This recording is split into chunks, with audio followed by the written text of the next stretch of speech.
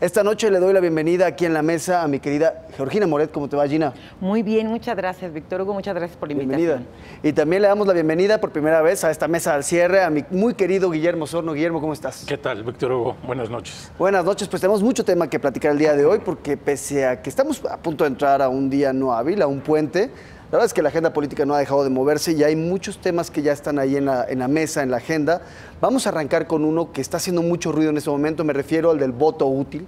Es un tema que ha estado dando la vuelta, ha estado haciendo las rondas después de que el viernes pasado Ricardo Anaya, en una reunión a puerta cerrada con consejeros de Citibanamex, supuestamente, de acuerdo a las versiones periodísticas de ese encuentro, planteara que está dispuesto a discutir la posibilidad de un voto útil con Enrique Peña Nieto, esto con la idea de frenar a Andrés Manuel López Obrador. Creo que esta película ya la habíamos visto en algún momento, la vimos en 2006, la vimos en 2012.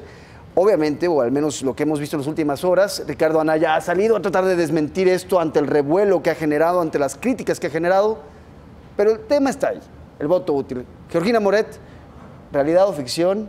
¿Voto útil? Yo creo que en este momento todavía ficción, porque el PRI no acaba de definirse de si sí está en tercer lugar o no, como que no les cae el 20, ¿no? O sea, no digieren la idea. No lo digieren, entonces dicen, no, yo creo que sí estamos en segundo. Pero yo creo que no tarda, en serio, en darse este voto útil. O sea, cada vez vemos una reacción más adversa hacia Andrés Manuel López Obrador de ciertos sectores importantes económicos de la sociedad, y esto va a impactar obligatoriamente. Entonces yo sí creo que estamos a días de este voto útil. Ahora, yo aquí también tengo una gran duda, o sea, entiendo la presión empresarial puede servir, pero también veíamos mucho acercamiento del gobierno de Peña Nieto con Andrés Manuel López Obrador. O sea, se ha platicado mucho que hasta el abuelo de el gobernador de Chiapas ha sido uno de los nexos importantes en estos acercamientos, porque son familias que se conocen desde de toda la vida. Entonces, yo creo que también existía esa posibilidad. Yo creo que lo que cambia ahorita las cosas más que el debate es precisamente cómo se viene dando todo lo del aeropuerto, ¿no? Que ya estaban sentándose en una mesa y bueno, viene el pleito con Carlos Slim, ¿no? De Andrés Manuel López Obrador. Entonces yo siento que las presiones ya están siendo de que no llegue, y esto puede hacer un voto útil pues a favor de Anaya, más seguro, o si los priistas de veras tienen una encuesta que uno no conoce, pues a favor de mí. En tercer lugar, Guillermo, hoy Jesús Silva Herzog le llamaba a este coqueteo entre el Frente y el PRI como algo obsceno. Obsceno, eso es lo que dijo Jesús Silva Herzog. Una obscenidad que estaría basada en el pragmatismo más puro, más llano, y que finalmente estaría alejando a muchos de los votantes que quieren un cambio en la idea de sacar al PRI a través de Ricardo Anaya. Pero finalmente lo que estaremos viendo es la reedición o el renacimiento del PRI.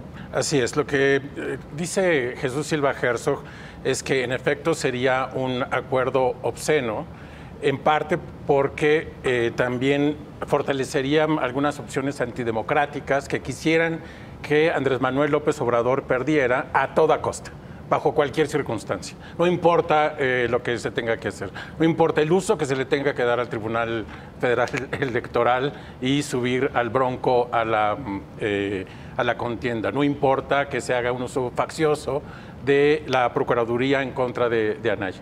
Ese yo creo que es el contexto en el que pone Jesús Silva Herzog este asunto. Yo pienso que es la idea del voto útil, como lo planteó Anaya, es decir, como un acuerdo con el PRI, es ficción.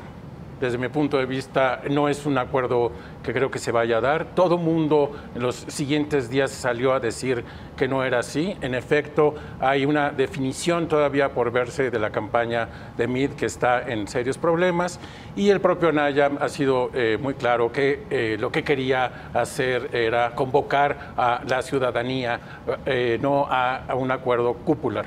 Déjenme plantearles este escenario, porque es cierto que hemos visto muchas voces que se han multiplicado en las últimas horas diciendo no va a haber ningún acuerdo cupular, no va a haber un acuerdo entre el PRI y el PAN, pero también la realidad es que no hay un solo PRI, hay varios PRI, y en este momento hay un PRI que está muy lastimado por el PRI mexiquense, el PRI de Enrique Ochoa Reza, el PRI del presidente Enrique Peña Nieto. Ahí está el PRI de Osorio Chong, por ejemplo. Yo déjenme plantear la posibilidad y lo voy a jugar a hacer aquí un poquito de ficción entonces. ¿Qué tan factible es que en este momento finalmente Anaya no quiera publicitar un acuerdo con el PRI? Porque finalmente sería algo que le podría restar eventualmente apoyos, porque le estaría generando esta impresión de negociar en lo oscurito, estar pactando con las fuerzas más oscuras, y que quizás sí se dé esta transferencia de votos de manera soterrada, sin tener que anunciarlo, sin tener que estar dándole publicidad con bombo y platillo, y no necesariamente con el PRI de Peña Nieto, con el PRI que haya quedado lastimado. Bueno, yo creo que el PRI lastimado, el PRI de Osorio Chong, está más cercano a López Obrador también. Hay, o sea, el acuerdo de López Obrador con el Partido de Encuentro Social, que es una creación del propio Osorio Chong, de una parte, sí, tendría, o sea, nos indicaría que se enfilaría un acuerdo entre Andrés Manuel López Obrador y alguna parte del PRI. Por primera vez, en las 3 veces en que López Obrador ha estado en la contienda por la presidencia, pienso, y esa es mi opinión, que la alianza PRI-PAN está en serios problemas. O sea, en esta ocasión López Obrador no va a enfrentar una alianza PRI-PAN. Y me parece que eso le abre una avenida importante para su triunfo. Y la otra característica de estas elecciones es que hay un voto antisistema. El presidente Enrique Peña Nieto ha hecho una presidencia tan reprobada por la gente que el voto, y Andrés Manuel representa una alternativa antisistema, que mucha parte de ese voto se irá hacia López Obrador. Yo pienso que la vía de López Obrador, en efecto, es muy difícil predecirlo a estas alturas y siempre nos equivocamos los analistas, pero diría, para equivocarme, que la vía de López Obrador está más segura que nunca. Habrá que les digan que casi planchada y pavimentada como una autopista. Yo no la veo ¿No tan la ves? totalmente planchada. No, yo sí creo que estamos volviendo a ver a López Obrador censurador, a López Obrador que se molesta, y a López Obrador que dice que empieza a gobernar antes de haber sido electo. Entonces, en ese momento, o sea, tú no puedes decir no al aeropuerto, voy a hacer cambios, cuando todavía no llegas. O sea, yo creo que una vez, yo me acuerdo que entrevisté a Carlos Navarrete de la elección sobre 2006 y de cómo perdió Andrés Manuel López Obrador en esa elección. Y él estaba muy, muy molesto precisamente porque empezó a hacer todas estas cosas de gobierno, ¿no?, antes de llegar al poder. Y eso no lo puedes hacer porque entonces empiezas a tener mucho voto en contra. Y si tú te peleas, yo sí creo que con los empresarios, pues no la tienes tan fácil. Ahora, de Osorio Chong, yo también creo que es más fácil que se vaya con López Obrador, pero realmente a él no, lo que le importa es que gane cualquiera menos Mid.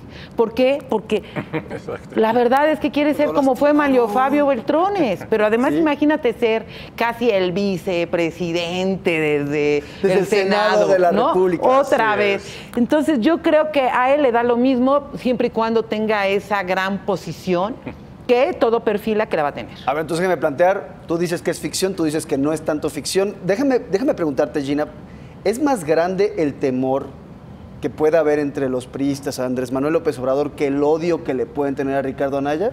¿Qué va a pesar más allá al final? Mira, ¿en qué creo? Yo sí creo que como sucedió en el 2006. En el 2006 no nos enteramos antes, perdón.